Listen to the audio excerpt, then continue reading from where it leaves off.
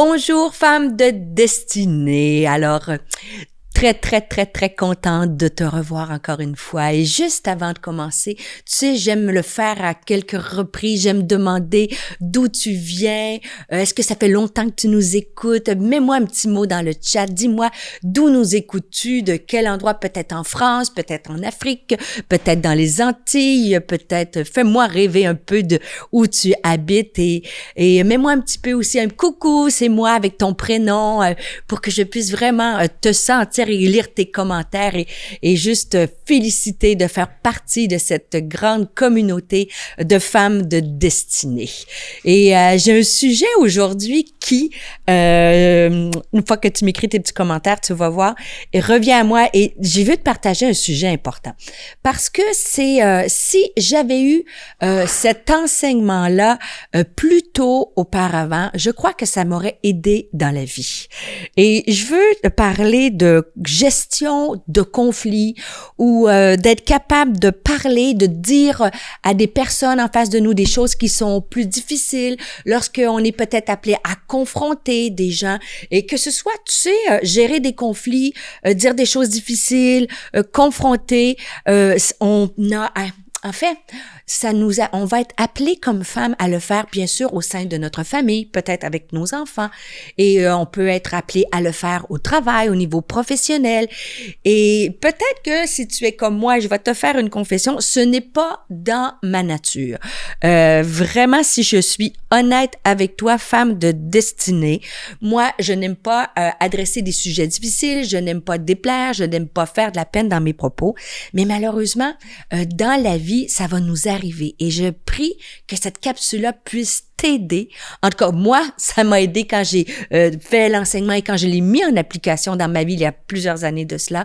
Ça m'a aidé à être plus efficace et mieux gérer ces conflits-là. Mais avant d'aller plus loin, je t'offre ma masterclass, Les secrets de la femme de destinée. Tu y as accès. Et dans cette masterclass-là, ça te donne encore tout plein d'outils pour être encore plus efficace, justement, dans la marche vers ta destinée, au niveau professionnel, relationnel. Alors, je t'encourage, tu as accès en cliquant sur le lien qui apparaît au bas de la vidéo. Alors, je reviens à notre thème principal, gérer des conflits, adresser des choses, des sujets difficiles. Et peut-être tu peux m'écrire, moi aussi, peut-être que tu es comme moi et tu dis, ben moi, Stéphanie, j'ai des défis à faire ça. Juste me dire quel est ton cœur par rapport à ça. Mais nous sommes appelés. Hein, Dieu nous appelle à nous aimer les uns les autres.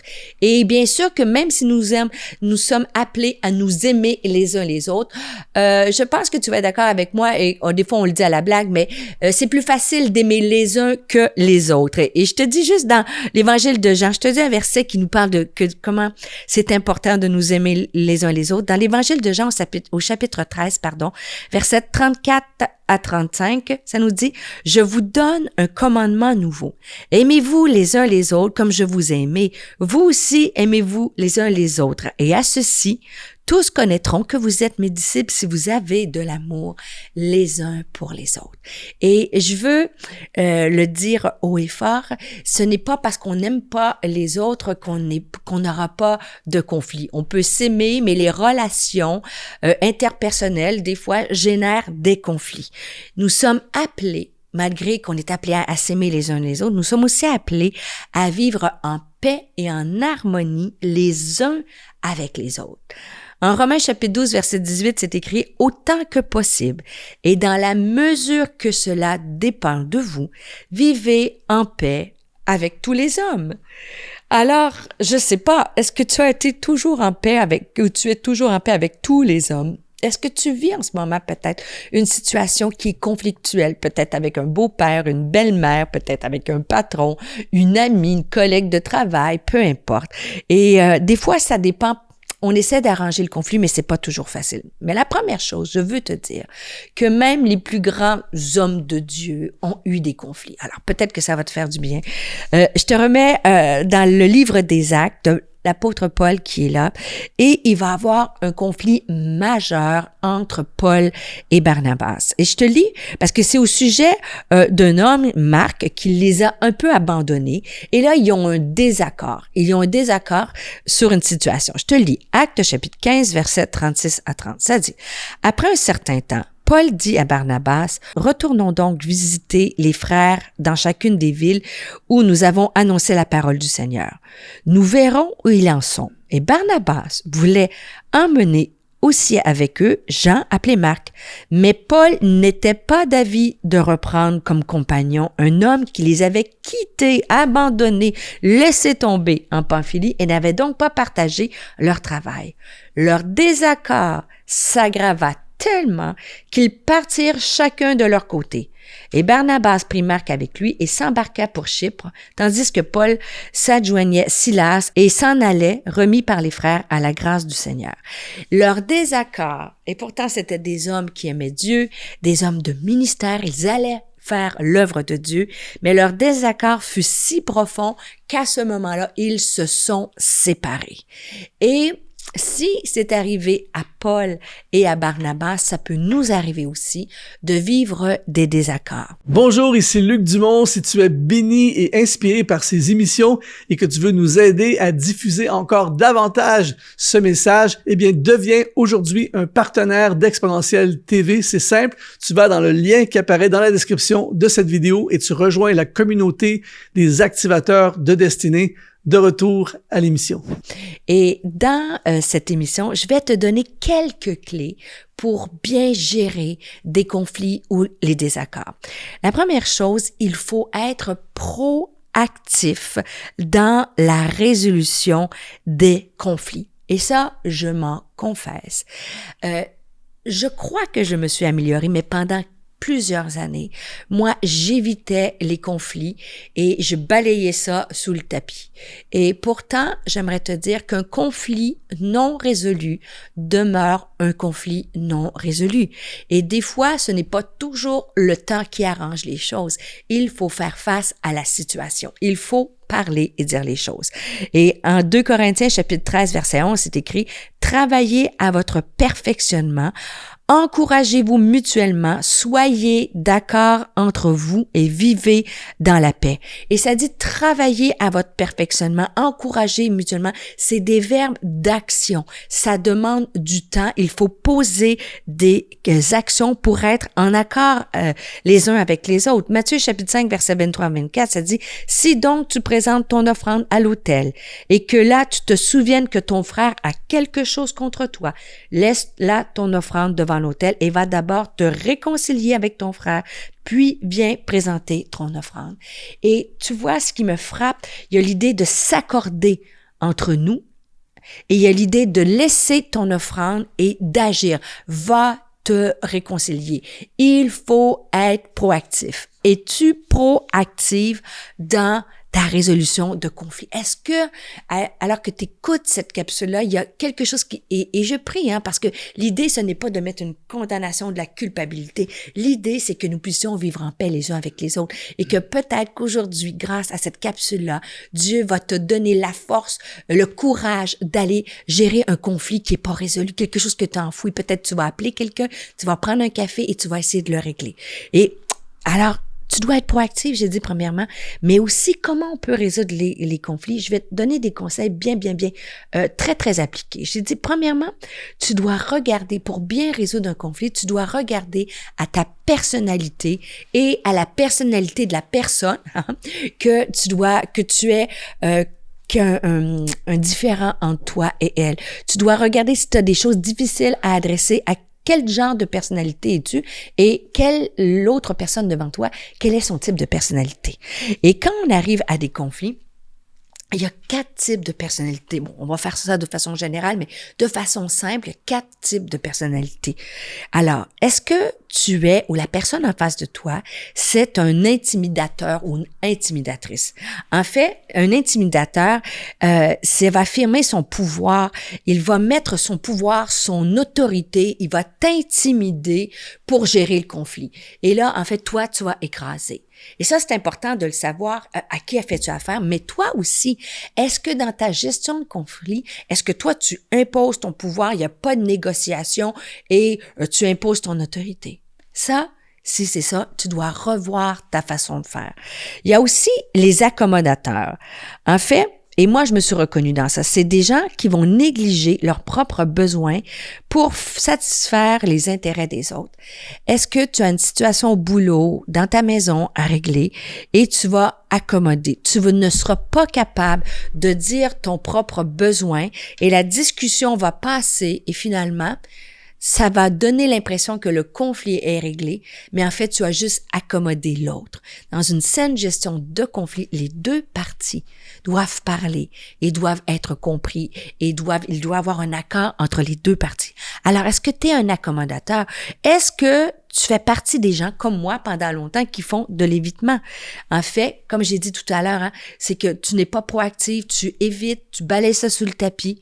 Est-ce que comme j'ai dit, est-ce que le Saint-Esprit te parle aujourd'hui et te dit, cette situation-là, elle doit être adressée. Tu dois trouver le courage. Est-ce que tu fais de l'évitement? Et tu as ceux qui font du compromis. Et des fois, le compromis, c'est comme une situation qui est mi-figue, mi-raisin. On arrive à une entente qui qui satisfait personne. Et je le répète, on ne doit pas intimider lorsqu'on gère un conflit. On ne doit pas juste accommoder, tout céder.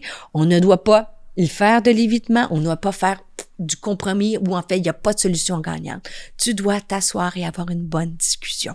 Et je vais terminer cette capsule en te donnant 5 étapes pour bien gérer les conflits.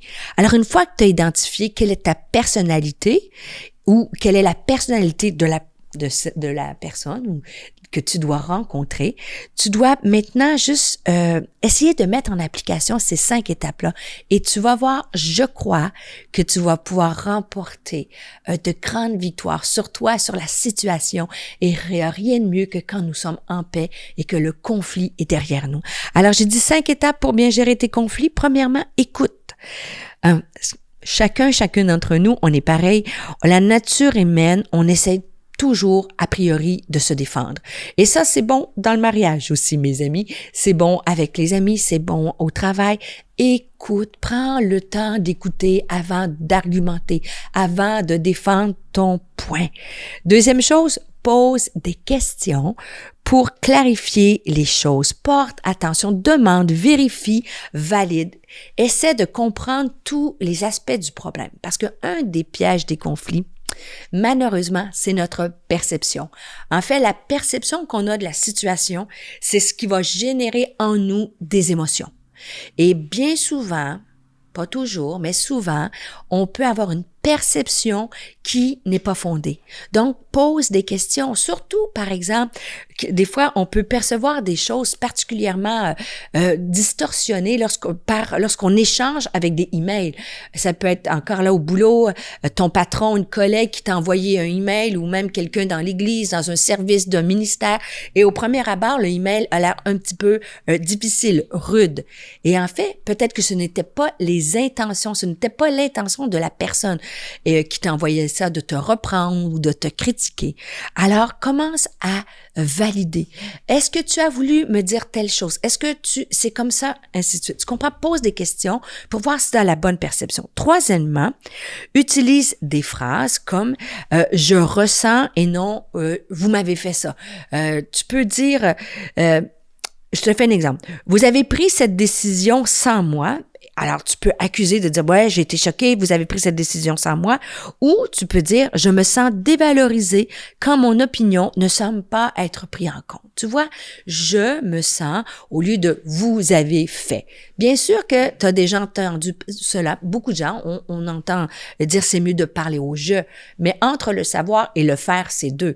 Hein? N'oublie pas, valide pour ta perception parce que la perception va faire monter en toi des émotions et quand tu as les émotions, ben là, tu as envie de vous et d'accuser. Donc, j'ai dit, écoute, pose des questions, utilise des phrases comme en commençant par « je », comment tu t'es ressenti. Et moi, j'aime cette règle-là. Moi, pour ma part, de plus en plus, j'essaie de prioriser la règle du 24-7. Qu'est-ce que c'est la règle du 24-7? C'est que je me donne 24 heures pour me calmer avant de gérer ou de riposter à une situation difficile. Tu vois, même aujourd'hui, avant de venir enregistrer, j'ai échangé des textos par WhatsApp et il y a quelque chose qui m'a fait un peu monter la moutarde au nez. Et là, j'ai pris mon téléphone et j'ai commencé à faire un message vocal.